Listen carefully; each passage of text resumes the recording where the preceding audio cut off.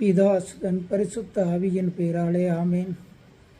பரலோகத்தில் இருக்கிற எங்கள் பிதாவே, என்னுடைய நாமம் அர்ச்சிக்கொள்வதாக. உடைய ராஜ்யம் வருக, நம்முடைய சித்தம் பரலோகத்தில் செய்யப்படுவது போல் பூலோகத்திலும் செய்யப்படுவதாக. எங்கள் அனிதன் உணவை எங்களுக்கு என்றும் அளித்துள்ளோம். எங்களை தீமை செய்தவர்களை நாங்கள் பொறுப்பது போல் எங்கள் பாவங்களை பொறுத்தருளும். எங்களை சோதனையில் விளைவிடாதையும், தீமையிலிருந்து எங்களை இரட்சித்தருளும். அருணர்ந்த மரியே வாழ்க, கர்த்தர் உன்னுடைய பெண்களுக்கு ஆசீர்வதிக்கப்பட்டவரே.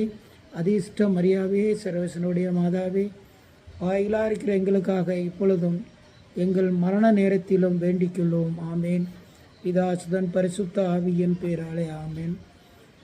எல்லாம் வல்ல இறைவனின் அருளாலோயும்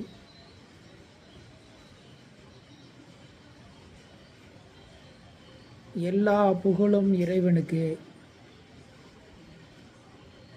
ஆண்டவரின் ஆசீர்வாதத்தினால் எல்லா மக்களோயும் சந்தோஷமாகவோயும் கஷ்டம் இல்லாமல் வாழ்வதற்கான எல்லா நன்மைகளையும் ஆண்டவர் செய்து கொண்டு வருகிறார்.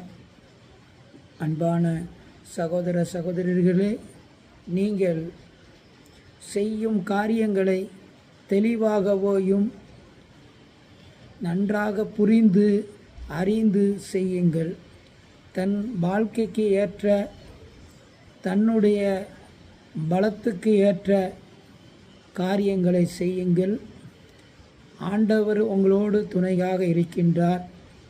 அவர் காற்றாக உங்களோடு இருக்கின்றார், கடவுளாக இருக்கின்றார், உங்களுடைய தாயும் தகப்பனாக இருக்கின்றார், உங்கள் அருகாமையில் இருக்கின்றார். அவர் காற்றாக நமக்கு உயிரை ஒவ்வொரு வினாடியும் கொடுத்து வருகிறார். காற்றென்றால் கடவுள், கடவுள் என்றால் காற்று.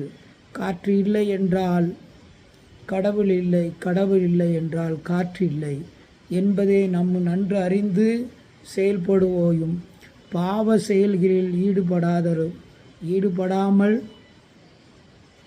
நன்மை காரியங்களை அதிகமாக செய்து நல்ல எண்ணங்களை கொண்டு வாழ்ந்து வந்தால் இறைவன் நம்மளோடு இருந்து நம்மளை ஆசீர்வதிப்பார்.